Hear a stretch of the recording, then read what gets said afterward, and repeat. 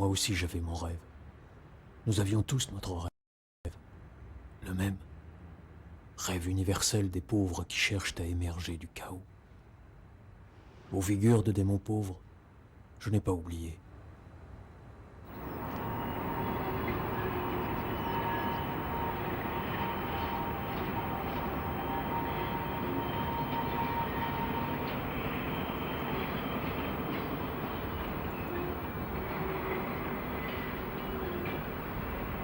Le poison commun gueule dans mes veines et m'empêche de vivre comme les autres, souriant et léger d'insouciance. Je sais d'où je viens. Je n'ai pas renié ma race. Je sais que là-bas la vie était pareille à la terre, noire, sale, qu'elle ne pardonnait pas, ni le mal, ni le bien. Je sais que tout y était sujet à ordure et à désespérance. Je sais qu'on n'empoigne pas le malheur, qu'on ne lui fracasse pas la tête, que ce n'est pas une question de force. Vous pouvez amener demain vos dépouilles maigrillottes. Je saurai comment vous parler. Je suis seul sur la terre. Je peux dès ce soir vous suivre au bout du monde, à ce bout de terrain où notre vie a pris racine. Vous pourrez m'entraîner dans le tourbillon. J'ai l'habitude. Je n'ai pas beaucoup changé. Je suis peut-être le seul à vous attendre.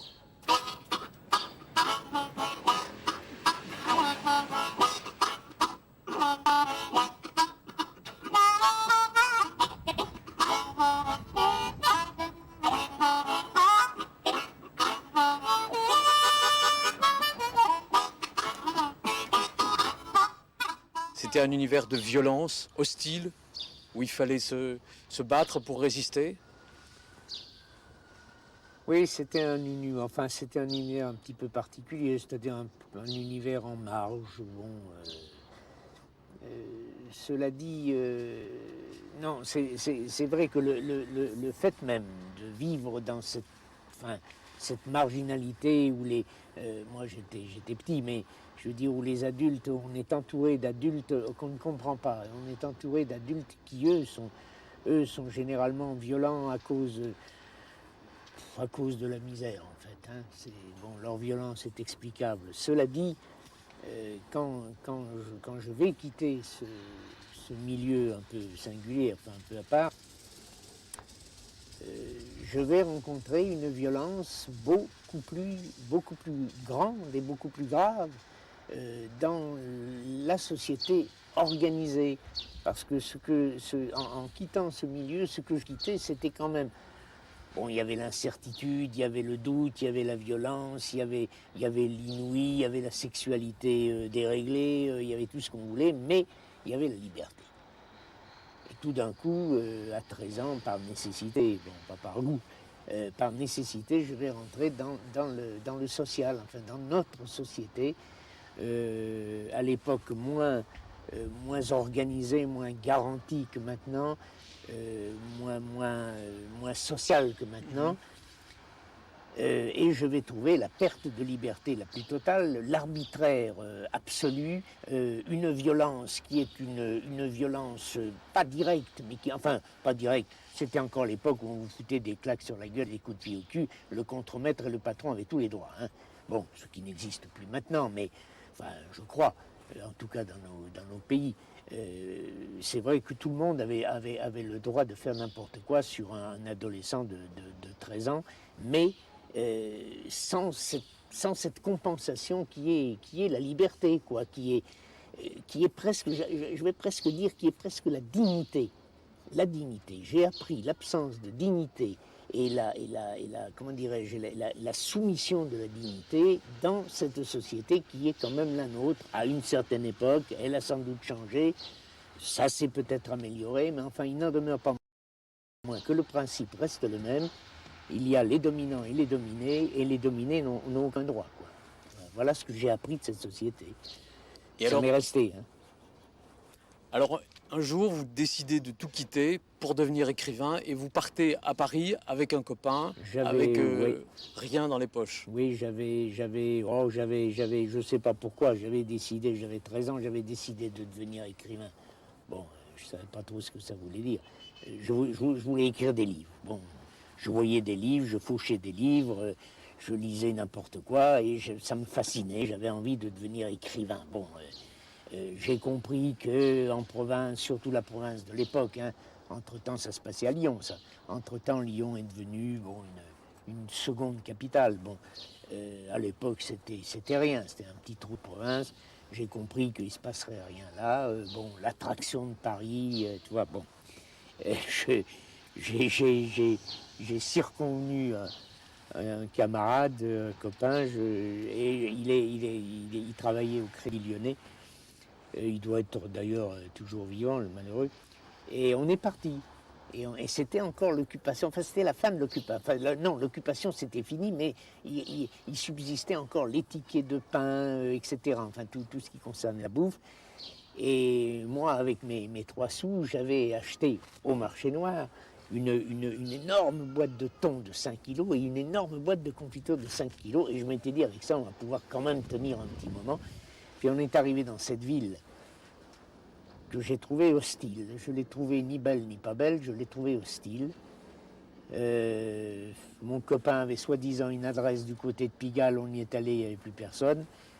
Et on s'est retrouvés comme ça dans les rues sans savoir où on allait coucher le soir même, on n'avait pas d'argent. Enfin bon, ça a été l'épouvante. À partir de là, ça a commencé, enfin ce qu'on appelle aujourd'hui la galère. Bon, ça a été assez... Mais c'est une initiation. Hein. Je ne regrette rien. Je ne regrette rien. Et là, vous êtes resté 2 ans dans cette chambre, Oui. à l'Hôtel des Arts, Devant un mur. à essayer d'écrire. Oui. Oui, à essayer d'écrire, en écrivant d'ailleurs de façon folle,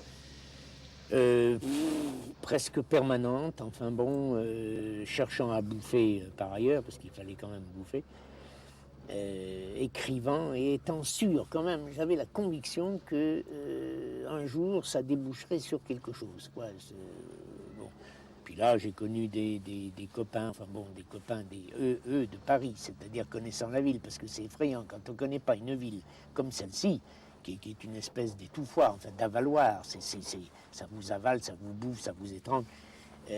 Là, moi, j'étais complètement paumé, enfin, c'était vraiment paumé, c'est effrayant, hein, c'est un truc effrayant.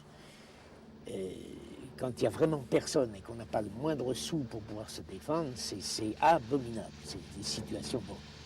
Là-dessus, bon, les copains, etc. Bon, une fois qu'on a noué des relations comme ça avec des gens, les choses s'améliorent un peu. Puis un jour, j'ai écrit mon premier livre, quoi, bon, qui devait devenir Le Requiem, des Innocents. Le Requiem des Innocents. Vous l'avez présenté à Kessel. C'était un règlement de compte chaotique en, je sais pas, en 500 pages ou 600 pages. Enfin, c'était un truc énorme. Puis un jour, j'ai lu dans un journal, je sais même plus, je crois que c'était du côté de Saint-Lazare. Enfin, bon, j'ai vu un petit truc dans un journal, une de ces conneries qu'on écrit dans les journaux. Enfin, bon, Kessel s'intéresse aux jeunes, tu vois, c'était un truc. J'ai envoyé mon manuscrit. Et 2 ou 3 jours après, enfin très rapidement, peut-être 2 jours, peut-être 3 jours, j'ai reçu un mot de Jeff, de Kessel, qui me disait venez, votre machin c'est très bon, enfin gna gna gna. Je suis arrivé là-dedans, et là, bon, Kessel, pendant des mois, pendant des mois, des semaines, des mois, peut-être 3 mois, 4 mois, je ne sais plus, Kessel, tous les matins, a fait mon livre, mon premier livre, m'a fait voir ce qu'il fallait pas faire, m'a fait voir. Enfin bon. Dès que le Requiem sort, ça a été un immense succès. Ça a été un succès, mais en fait, c'était pas mon objet. Mon objet, c'était d'être l'îlot de résistance par excellence, c'est-à-dire une désobéissance permanente. Et que cet îlot de résistance continue d'exister. Et que cet îlot de résistance est moi, c'est-à-dire ad libitum jusqu'au cercueil. 23 janvier 1963. Téléphoné hier à mon éditeur. J'apprends que Septentrion ne peut être commercialisé. Le livre tombe, paraît-il, sous le coup de la censure. Vous avez mis 5 ans pour écrire Septentrion. 5 ans de doute, de désespoir, que vous décrivez dans le chemin de Sion. Oui, ce livre a été une fraction dans ma vie. Je veux dire, c'était une espèce de rupture. Ça a d'abord été une espèce de libération de tout un passé qui était ma vie, je veux dire, mais que je ne renie aucunement. Mais bon, il s'est trouvé des circonstances extérieures qui ont fait que ma vie a changé, ma vie a pris une autre orientation, une autre direction. Et ce livre a été précisément le point. Mon problème a été de faire littérairement le point. Et en fait, de rejeter les événements sans les renier, mais de les rejeter. Donc on tombe là dans la catégorie de l'exorcisme, quoi. Et j'irai même plus loin. Non seulement de l'exorcisme, mais de la thérapeutie. Car là, c'est le rapport vraiment enfin, du spirituel sur tout ce qui l'entoure. C'est vrai que ce livre, tout en m'agressant intérieurement terriblement, parce que bon, il y a eu des nuits et des jours de travail qui ont été vraiment au bord à un tel point d'angoisse que je le dis d'ailleurs, je ne sais plus où, mais c'est vrai. C'est vrai que j'étais en permanence hanté par l'idée du suicide, parce que je savais que si je ne réussissais pas ce livre, c'était pas une question de carrière, c'était pas mon objet, j'avais rien à foutre, c'était moi. Me situer moi, me décrire moi et devenir ce que j'avais envie de devenir à ce moment-là. Donc c'est vrai que ce livre a été à la fois un déchirement mais permanent pendant les nuits, puisque j'écrivais les nuits, le jour je faisais autre chose, et que curieusement, ce livre m'a simplifié physiquement la vie. Alors ça, c'est vraiment très bizarre. Il y a eu un côté de liquidation thérapeutique. Si l'on me demandait de dire à présent quel homme j'étais à cette époque, je répondrais sans hésiter, fils aîné de l'insouciance, habitué depuis toujours à être caouté de mal en pis. L'écrivain reste comme englué dans la chrysalide du livre qu'il a écrit. Sa renaissance à travers le temps est si multiple, si permanente dans des milliers d'esprits, que sa mort à lui est plus définitive que n'importe quelle autre mort. D'habitude, les écrivains critiquent tout le monde, sauf eux-mêmes. Et vous, à un moment, vous écrivez « J'étais lâche, égoïste ». Ce livre est comme un tribunal devant lequel je me suis assigné. Il fallait que cet aveu sorte pour que le livre puisse être fini. J'avais dans ce projet-là, qui était un projet très confus, hein, parce qu'au départ, je veux dire, rien n'était ni calculé, ni bon. C'était une force, vraiment une libération, mais il m'importait de tout dire. Si je ne disais pas tout, j'étais une sorte, enfin je me trahissais moi-même, quoi. J'étais une sorte, je prenais des biais, qui engageaient, à mon sens, à l'époque, j'avais 30 ans, hein. Enfin même pas, j'avais 28 et 20, oui, 20, enfin je l'ai pas pendant 5 ans, donc je l'ai fini, j'avais 30 ans. Bon. J'ai pensé avec certitude, avec conviction, que si ce livre n'était pas le reflet authentique de tout ce que j'étais avec le bien et le mal, de moi-même, je veux dire, il n'y aurait plus de vie possible. Et j'ai bien fait. J'ai bien fait parce que ça a été une sorte de nettoyage et une prise de position, d'attitude mentale pour le reste de mon existence. Je sais ce que je suis, je dis ce que je suis, avec une fois encore, bon, le meilleur et le moins bon.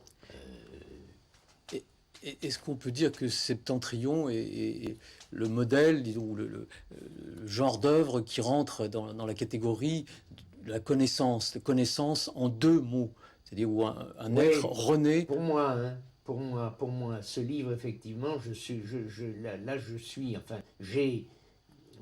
revenu à une espèce de moi-même que je supposais, mais qui n'avait jamais été opératif dans le monde, qui n'avait jamais réellement existé. Bon, à partir d'un, mais c'est ce que je voulais atteindre.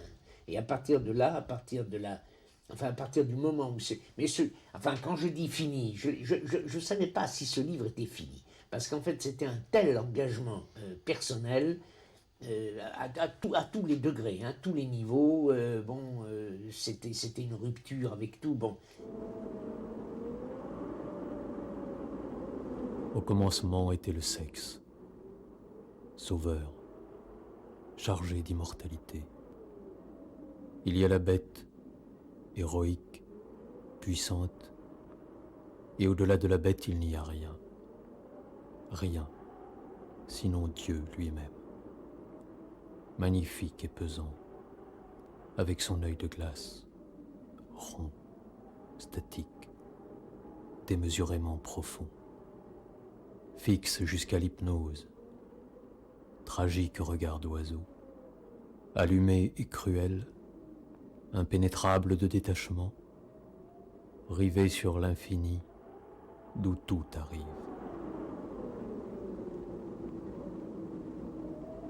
Dans ce recentrage dont vous m'avez parlé, l'écrivain danois Søren Kierkegaard a joué un grand rôle dans votre vie avant et après. Oui, mais tout là, c'est curieux parce que ce livre a été une espèce, c'est étrange, là j'ai l'air d'en parler comme d'un phénomène de foire, mais c'est un peu ça, Ce livre m'a attiré pendant que je l'écrivais, c'est-à-dire il n'existait pas, m'a attiré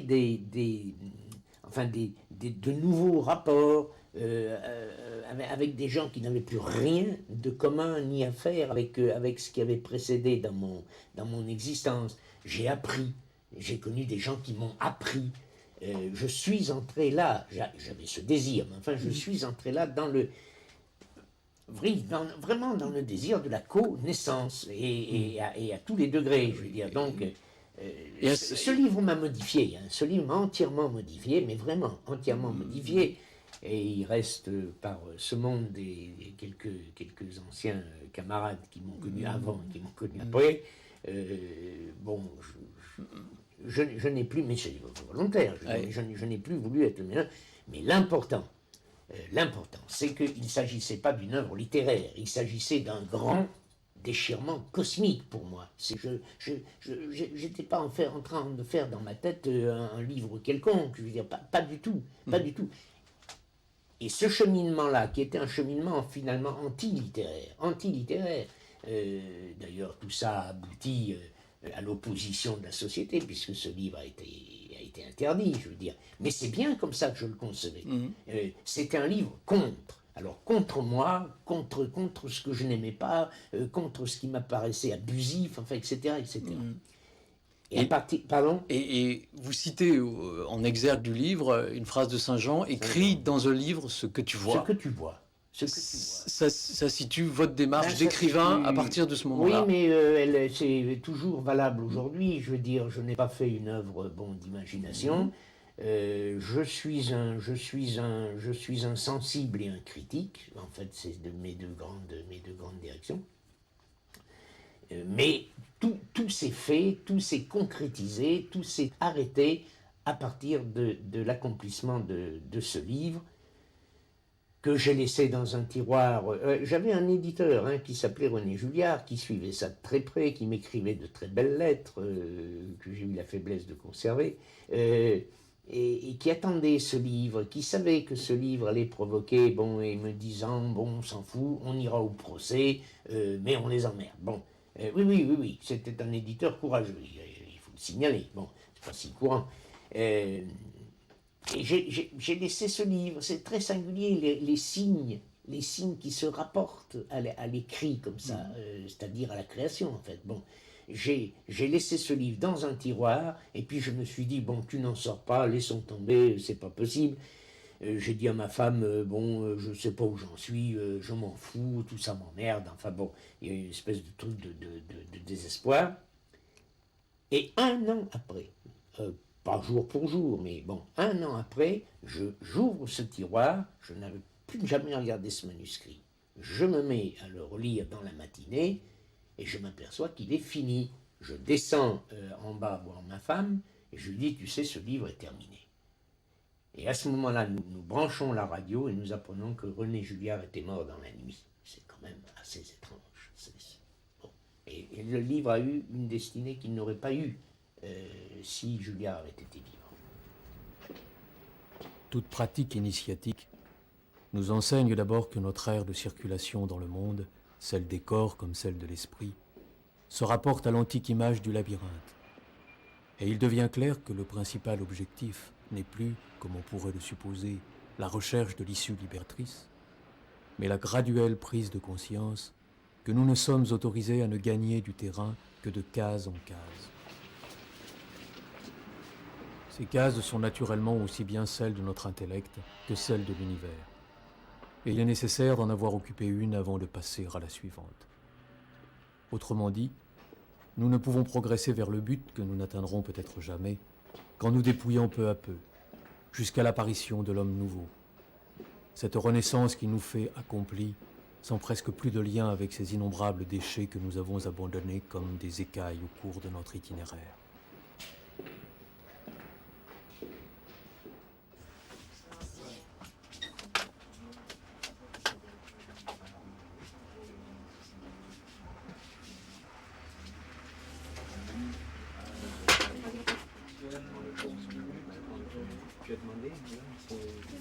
Vous avez eu très jeune une soif de lire. C'était un échappatoire ou un besoin de connaissance? C'était les deux. C'était les deux. A priori, c'était quand même, à l'origine, au départ, c'était quand même la nécessité de se dissocier de ce monde oppressant. À l'époque, il n'y avait pas de convention sociale. Chacun faisait ce qu'il voulait. Ce qui fait que le patronat le plus bête du monde, celui qu'on a toujours aujourd'hui, agissait à l'égard des non-protégés que nous étions d'une façon assez abominable. Il est vrai que l'échappatoire, il faut bien l'appeler par ce nom, je veux dire l'échappatoire de la lecture était quelque chose qui permettait de croire, ou tout au moins d'essayer de croire, qu'il y avait un autre univers, qu'il y avait un autre monde. Cela dit, rapidement, pour moi, ça a été la naissance du désir de connaître et la découverte. En fait, c'est ça, parce que c'était la découverte de l'existence d'un monde X, hypothétique, mais d'un monde qui existait ailleurs et qui n'était pas celui de l'oppression, qui n'était pas celui de la violence. Voilà ce que ça a été pour moi à l'origine. Et alors vous racontez souvent dans vos carnets votre quête de livres rares, épuisés. La librairie, c'est un de vos lieux préférés? Oui, alors la librairie, un peu moins maintenant, je suis un vieux monsieur. Non, la librairie, c'est indispensable. On ne peut pas vivre sans librairie. Et quand il s'agit de librairies d'anciens, comme celle dans laquelle nous nous trouvons aujourd'hui, c'est la caverne au trésor, je veux dire, c'est Ali Baba. C'est une chose sans nom. On devient littéralement fou parce qu'il y a le goût de la trouvaille. Il y a le goût aussi de la découverte pure de l'auteur dont vous connaissiez certaines œuvres. Certaines vous apparaissent comme ça, qui ont été des œuvres moins distribuées, moins diffusées. Et puis il y a aussi une espèce d'amour qui se crée autour non seulement du livre, mais de l'atmosphère créée par le livre, c'est-à-dire une sorte d'atmosphère d'amour pur. Là, je veux dire, on décolle d'une sorte de réalité, et c'est vrai que chaque librairie, et notamment des librairies d'anciens, chaque librairie est une sorte de tunnel, et on peut rêver, Lewis Carroll, on peut rêver qu'on débouche sur la fin d'un autre tunnel qui nous emmène ailleurs. Il est certain que mon goût de la contemplation se fut accommodé de la vie monacale. L'expérience mystique à laquelle j'ai consacré plusieurs années de ma vie n'avait à l'époque contribué qu'à attiser ces courants profondément inscrits en moi. Mais mon existence était autrement réglée. Le choix s'est fait selon ce qu'il devait être. Longtemps je fus dans le déchirement intérieur, dont il est vraisemblable que j'ai retiré grand profit sur divers plans. Aujourd'hui, la question ne se pose plus dans les mêmes termes. J'ai eu à reconnaître ma voie, celle de l'étude, du travail littéraire, et d'une foi à laquelle ne sont pas concédées ces exceptionnelles conditions aux entrevues.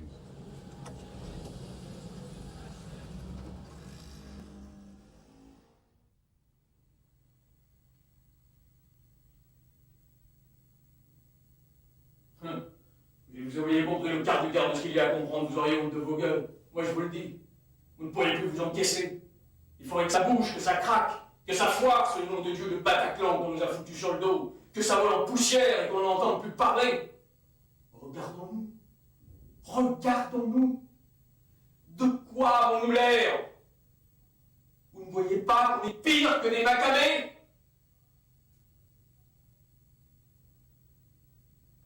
Vous êtes toujours resté dans un théâtre intimiste. Et vous n'êtes pas passé à des grandes pièces.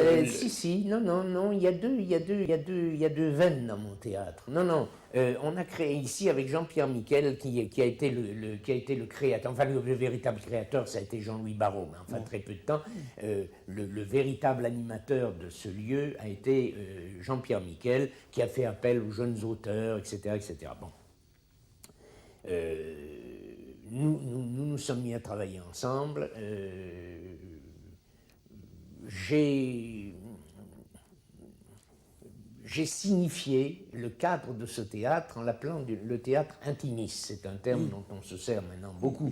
Mais enfin, en fait, à l'origine, c'était ça, c'était cette situation précise. Nous étions très d'accord là avec Jean-Pierre Miquel à cette époque-là sur ce type de théâtre. Vous aviez lu les pièces de Strindberg, les pièces dites de chant? Oui, non, à cette époque-là, j'avais une culture que je m'étais faite moi-même, enfin qui était une culture le plus étendue possible, mais ce n'était pas mon objet. Mon objet n'était pas la dramatisation, mon objet, enfin l'effet dramatique, mon objet c'était pas ça. Mon objet c'était d'amener une espèce pas de réalisme, une espèce de réalité, d'éléments de réalité au théâtre qui, à l'époque, je suis désolé, ça fait je ne sais pas combien, 25 ans, n'existait pas. Je suis très fier d'avoir essayé ces chemins. J'aime essayer des chemins nouveaux. Bon, je me gourre pas, peu importe, c'est pas ça la question. La question, c'est vraiment d'essayer de cheminer dans des directions qui n'existent pas. Là, Jean-Pierre Miquel m'a suivi parfaitement, a fait une réussite de la plupart des pièces qui ont été créées dans ce théâtre et ailleurs d'ailleurs. Et puis, à un certain moment, j'en avais fini avec la dérision renfermée, étroite, presque familiale la plupart du temps, sur des thèmes qui étaient plus près, si vous voulez, s'il faut citer des références, qui étaient plus près de Tchekhov que d'autre chose. Oui, alors qu'on a parlé de Kafka et de Beckett. Oui. Ouais, Beckett beaucoup moins. Hein. Moi, Beckett, bon, enfin, passons, on ne va pas faire de la critique. Là, bon, la nostalgie, j'appellerais ça la nostalgie de la dérision. Parce que la dérision, elle n'est pas seulement un effet critique, elle n'est pas seulement un effet vindicatif. La dérision, c'est aussi un désespoir. Alors, c'est ça que j'ai voulu saisir dans mes petites pièces intimistes. C'est ça qu'on a mis en scène, c'est ça qui a assez bien fonctionné avec le public d'une manière générale. Il y a eu 2 ou 3 échecs. Mais dans les Teach, on retrouve un thème qui court dans toute votre œuvre, c'est la solitude, voilà. C'est l'attente du père. Voilà. C'est l'absence, hein. C'est l'absence. Et là, vous donnez absolument dans votre théâtre aucune clé, il n'y a pas de solution, vous montrez les personnages bruts. Je veux dire, vous croyez que c'est une façon de faire participer le spectateur? Ah, je ne me pose pas cette question. Je crois au vrai, je crois à l'expérience et je crois au constat, c'est-à-dire au rapport du vrai et de l'expérience. Voilà. Alors, je fais ça. Quelquefois, je réussis pas trop mal, quelquefois, bon, c'est merdique, ça disparaît. Mais, je veux dire, mon objectif, qu'il s'agisse de littérature écrite, enfin de livres ou de théâtre, mon objectif est le même. Mon objectif, c'est l'expression du vrai expérimenté. Entendons-nous bien, ce n'est pas un vrai théorique, c'est un vrai expérimenté, c'est-à-dire une partie, de toute façon, de ma vie. Je quitte jamais vraiment le régime autobiographique. Et puis dans un autre aspect de mon théâtre que j'ai appelé le théâtre baroque, là, la dérision s'expanse avec une autre dimension qui est une dimension qui, là, pour d'autres raisons, me tient au cœur, c'est la dimension anarchisante. Mais c'est un théâtre là, qui là trouve plus difficilement sa voie que le théâtre intimiste qui sensibilise rapidement mais ne dérange politiquement personne. Voilà, bon, il y a un petit... Et il y a quand même une volonté de miroir dans vos pièces, Oui. comme l'avait défini Aristote, pour exorciser éventuellement le spectateur. Il se provoque une sorte de catharsis. Oui, mais vous savez, oui, mais cette catharsis, vous savez, j'ai assisté pour la plupart de mes pièces, je parle ici, hein, mon petit audience, j'ai assisté pour la plupart de mes pièces là, et il y a eu des témoins, bon, à un malentendu effrayant. C'est-à-dire que c'est vrai que mes pièces contiennent un aspect comique fort, évident, voulu, concerté, mais en même temps, ce comique est un comique de dérision. J'ai appelé ça le comique de constat. Bon, c'est un comique de constat. Là, bon, à l'époque, je ne sais pas ce qu'il en est maintenant, mais à l'époque, c'est-à-dire il y a une vingtaine d'années, le public qui venait ici dans cette petite salle n'était pas tout à fait habitué à rencontrer ce type d'agression, si vous voulez. Alors, il y avait dans la salle des bagarres. Il y avait des oppositions entre ceux qui s'élevaient violemment en disant « ne ris pas, monsieur », tu vois. Donc il y avait des soirées assez épiques dans cette petite salle. Ici, enfin, bon, il y a mille anecdotes. Et puisque vous parlez de Tchekhov, il y a une polémique par rapport à la façon dont on met en scène Tchekhov. Il y a ceux qui disent qu'il faut le monter dramatiquement, et il y a ceux qui disent qu'il y a de la dérision. Mon pauvre ami, la plupart des metteurs en scène sont des impuissants et des gens qui se créent un petit nid, qui font un petit nid dans leur vie grâce à ça. Bon, ça les regarde, tant mieux si ça les arrange. Bon, moi, la mise en scène, c'est très, très discutable à tous égards. Il faut déjà qu'il y ait une espèce d'osmose entre le metteur en scène et l'auteur, avant toute chose. Et puis après, je veux dire, le metteur en scène a pris l'habitude de supprimer sa place au comédien. Je veux dire, c'est le comédien qui est le véritable créateur après l'auteur. Il ne faut pas raconter de conneries. Il y a un monsieur intermédiaire, là, qui, bon, moi, dans ma jeunesse, j'assistais à un théâtre qui n'était pas plus mauvais qu'autre chose. Je veux dire, le metteur en scène, il n'existait pas, on appelait ça le régisseur. Bon, c'est tout dire. Jean Vilar a tenu à se faire... Mais Jean Vilar, c'était un créateur, Jean Vilar. Bon, parmi les metteurs en scène que nous connaissons, qui ont des réputations considérables, peut-être 1 sur 20 est un véritable créateur. Les autres, ce sont des mécaniques à faire de la mise en scène. Alors ça m'emmerde, mais profondément. Bon, point, c'est dit, on en parle plus. Oui. Qu'est-ce que vous me disiez là, quelque chose d'intéressant. Oui. Donc Jean Vilar tenait, lui, à se faire appeler régisseur. Il avait des... Ah oui, non, vous me parliez de Tchekhov. Tchekhov écrit dans ses notes, en toutes lettres, et dans ses lettres à sa comédienne préférée, qui était en même temps sa maîtresse, il écrit, on n'a pas compris La Cerisée. La Cerisée est une pièce comique. Mais il faut entendre le comique au sens de la dérision. Et c'est vrai que les gens qui sont dans la dilution psychologique, je veux dire, la misère est comique, c'est tragique à dire ça, mais la misère est comique parce qu'elle est en dehors de la normalité. Tout ce qui est en dehors de la normalité est comique, a un aspect comique. Alors après, que la misère en soi soit une pure horreur et inacceptable et insoutenable, c'est un autre problème. Oui. Mais il est vrai que, et dans La Cerisée, je veux dire, un monde entier qui est en train de s'écrouler, car c'est ça dont il s'agit, un monde entier qui s'écroule, une société entière qui s'écroule, c'est vrai qu'il y a une espèce de dérision que Tchekhov envisageait comme comique. Oui. Je suis désolé. Alors bon, on fait de Tchekhov un mec emmerdant. Tu sais que des fois, dans les mises en scène de Tchekhov, on s'emmerde à mourir. Je veux dire, on roupille. C'est l'horreur. C'est pas ça, Tchekhov. La création, c'est la vie. Point terminé. Et tous ces enfoirés de médier, de machin, mais partout, c'est pas vrai. C'est pas de la vie.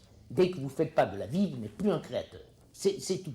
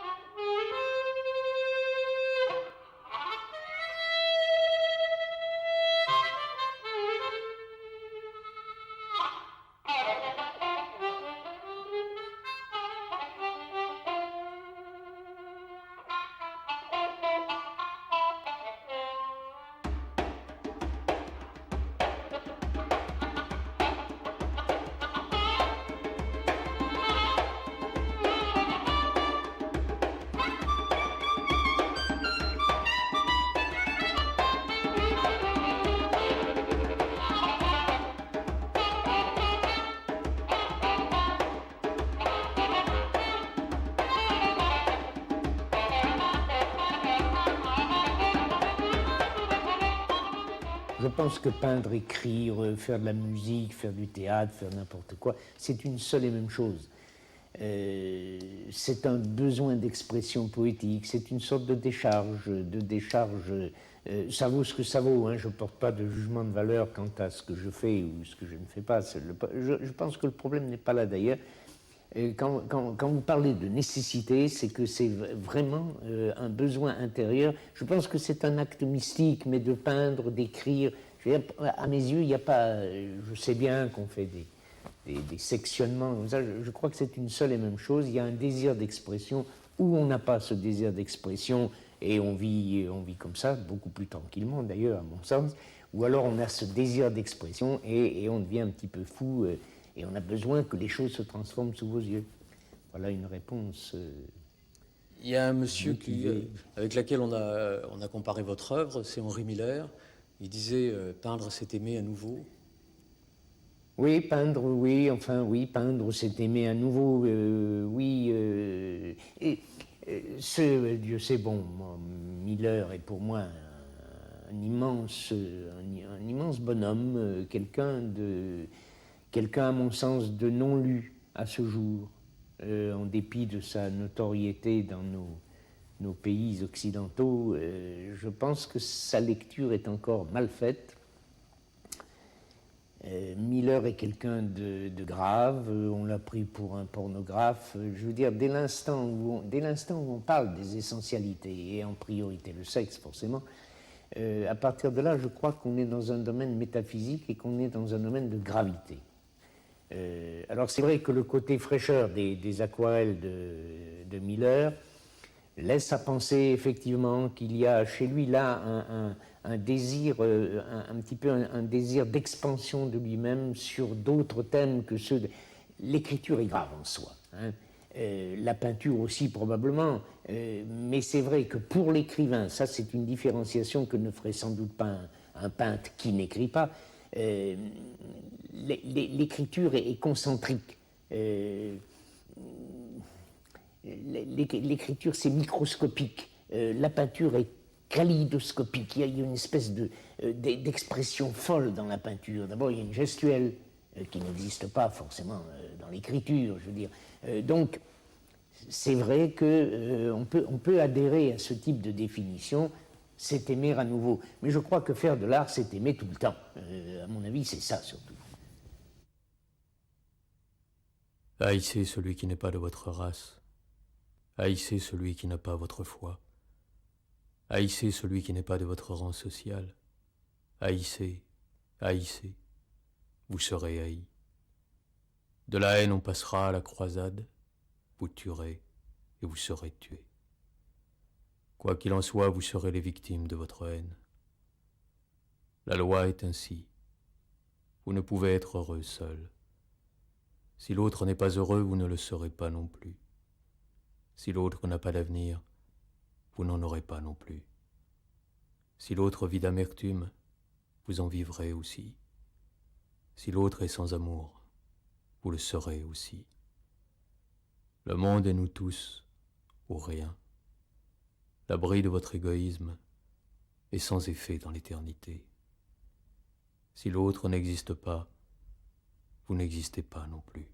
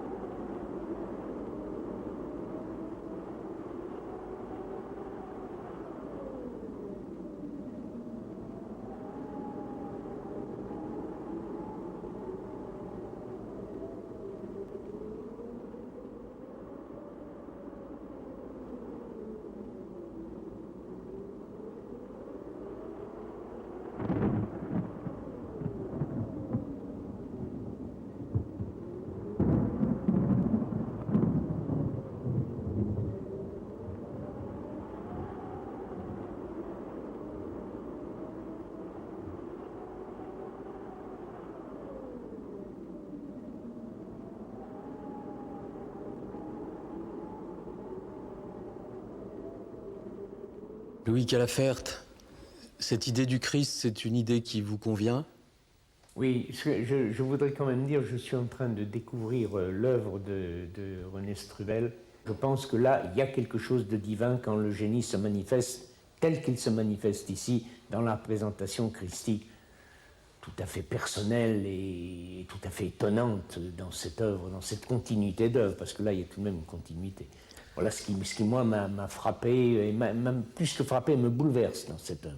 Il y a quelque chose là de tout à fait extraordinaire. L'idée du Christ, c'est aussi ce médium puissant qu'il est. Hein. Je veux dire que ça, on vit une époque où les bavardages doivent s'arrêter. Voilà. On ne peut pas parler de grand-chose. Alors, je crois qu'il faut focaliser sur... c'est un puissant symbole, quoi. C'est le symbole de l'homme qui est allé au bout de son histoire, au bout de sa vision, au bout de ses désirs, de ses volontés, et puis qui s'est brûlé aussi, d'une certaine manière, comme beaucoup d'individus se brûlent. Et je crois que c'est ce puissant médium, il s'incarne là-dedans. L'idée christique, elle est là, c'est notre terre, c'est notre territoire, c'est notre jardin. Et donc, il faut... Moi, j'ai pas envie de bavarder, voilà. J'ai envie de dire des choses, ou peut-être une toute petite chose. À notre époque, je pense qu'effectivement, l'artiste, non seulement a le droit de parler, mais doit parler. Parce qu'effectivement, actuellement, il n'y a plus de parole, il n'y a que du bavardage. Et quand il s'agit même du fait religieux, qui est un fait essentiel, bon, je veux dire, on peut vivre sans religieux, mais on vit mal. On attend de vivre. Quand on vit dans le religieux avec une conviction religieuse, du religieux, j'entends bien, hein, c'est-à-dire qui est en dehors de transcendante, qui est tout à fait transcendante, c'est le terme approprié, qui est tout à fait en dehors des officialités qui ont fait du Christ une figure finalement qui va se terminer en nougat de Montélimar. Je veux dire, c'est pas ça. Le Christ, effectivement, comme le dit Historique, c'est vrai. C'est d'abord un homme avec son aventure, et c'est on pourrait dire que c'est une aventure d'artiste, d'une certaine manière. Et comme l'artiste est un initié ou il n'est pas artiste, c'est une aventure d'initié. Oui. L'idée du Christ, on la retrouve chez Artaud. J'allais dire que pour moi c'est la même chose, quoi. C'est la même aventure, qu'il soit croyant ou pas croyant. Ça, c'est pas d'important. C'est important d'engagement intérieur, cette brûlure, cette calcination intérieure qui mène l'homme au bout de son histoire. Alors chacun a sa manière, chacun a son niveau, chacun amène mais je crois qu'il faut jouer ce qu'on est d'une manière ou d'une autre. Je crois que le grand drame, c'est que les gens ont peur, la peur fondamentale de la vie, qui fossilise. Alors nous, quand on exploite un langage, il faut vraiment le jouer, il faut vivre cette aventure. Ils ont peur et ils n'aiment pas. Certains aiment peut-être. René Oui, je ne vois se manifester l'amour que lié à l'intérêt et au profit. Oh, mais ça, c'est pas de l'amour. Hein? C'est pas de l'amour. C'est ce que je dis. Il faut, avant toute chose, cet élan d'amour à la fois vers les aides, vers les choses, et puis cet élan d'amour vers soi-même aussi. Et peut-être en priorité, parce que c'est de là dont tout dépend et dont tout se dégage. Ça, on est bien d'accord. Oui, il faut arrêter de se détester. Qu'est-ce qu'un peintre comme vous pense de la récupération de Van Gogh aujourd'hui? Moi, je crois qu'il y a des gens irrécupérables. Je crois qu'on récupère une certaine image, une espèce de choses fragmentaires, le fric, la mystification de l'argent, ce que ça vaut. Mais fondamentalement, c'est des gens qui courent toujours. Moi, je crois qu'ils courent toujours, Van Gogh. Rimbaud aussi, il court toujours. Ils courent, ces gens-là. Je crois qu'ils...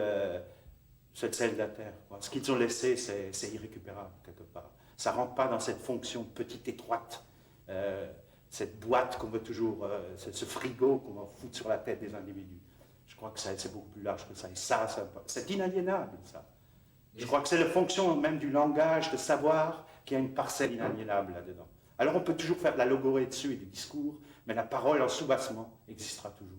Est-ce qu'il n'y a pas une trahison, là, de quelqu'un qui n'a pas... Mais on n'arrête pas de trahir. Je crois que l'homme est un traître, nous sommes des traîtres, nous portons une part de traîtrise énorme, à cause toujours de cette peur. Mais il y a aussi l'autre versant. Oui, ce qu'il y a, c'est oui, il y a l'autre versant, mais ce qu'il y a aussi, c'est qu'il y a une part énorme à notre époque, une part énorme d'impuissance. D'impuissance.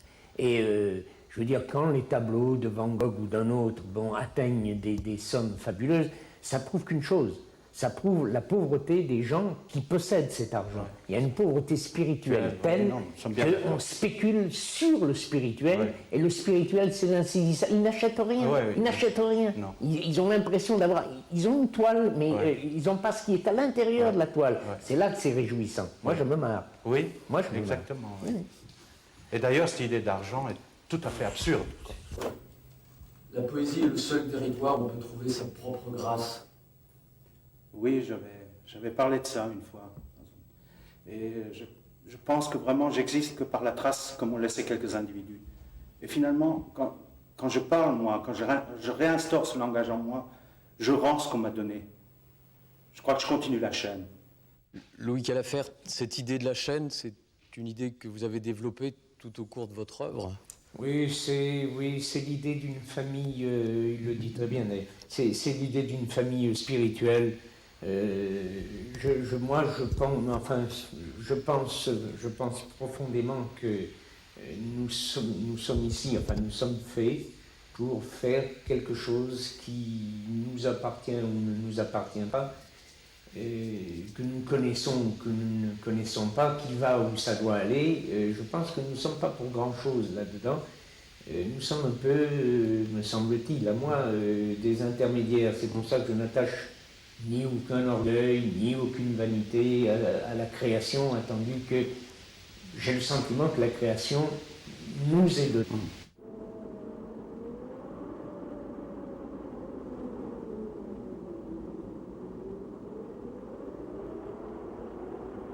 Quand oserons-nous lever la tête et voir? Et qu'arrivera-t-il alors d'imprévisible? Quelle foudre et quels juges implacables? Ou ne sera-ce que béatitude? La glorification? Ou seulement ce néant, vaste, plat, que les larrons du Christ devaient apercevoir, hissés au Golgotha, ravagés de douleur, l'âme déchirée d'entendre leurs compagnons de potence supplier, appeler son père comme un enfant éperdu qui a peur. Il n'est pas dans l'ordre qu'un enfant soit crucifié au milieu des larrons. Alors ils se mirent à gueuler leur foi, et prirent sur eux les péchés des vivants pour que l'enfant seul soit sauvé, et qu'il y ait une fois au moins ce miracle de l'innocence. Mais rien ne vint. Il fallut bien se préparer à mourir dans l'aveuglement et les cris d'un enfant abandonné. Et ce soir-là, les femmes de l'endroit, échauffées par tout ce sang de la journée, ouvrirent large leur ventre. Et ce ne fut pas la mort qui triompha, mais Phallus, porteur du germe, le sexe. Le Père accordait enfin sa rédemption. Les larmes amères, les larmes de sel pouvaient être étanchées par un peu d'amour. Tout ici est pardon. Profondeur et sommet, le sexe est mort et résurrection.